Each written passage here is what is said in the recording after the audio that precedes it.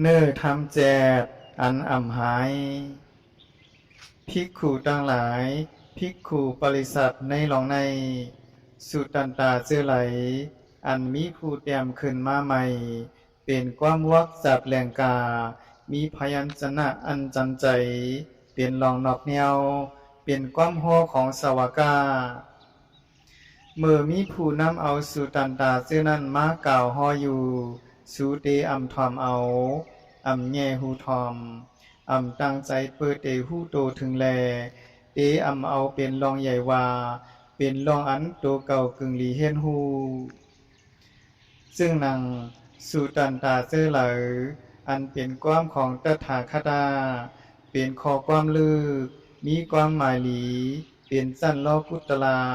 ว่าเลยลองสุญญาตาเมื่อมีผู้นำเอาสุตันตาเช่นนั้นมากล่าวฮ้ออยู่สูสั่งทอมเอาให้หลีสั่งแง่หูทอมสั่งตั้งใจเปิดเตหูโตถึงแลจังเอาเป็นรองใหญ่ว่าเป็นรองอันโตเก่ากึ่งหลีเฮียนฮูจึงอ่อนกันเฮียนฮูลองถามทัดสั่งขึ้นคอถามกันเลยกันว่าขอในมีความหมายเป็นจังหือนังไหน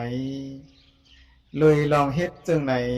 สู่สั่งผุยทำอันถูกปิกไว้ไลทำอันอำไปปอมาไลกอสู่เฮ็ดให้ปอมาไลลองทางเถิมในคอทำตั้งหลายกอสู่เฮ็ดให้ลดยอมลงไลภิกขุทั้งหลายภิกขุบริษัทซื่อใน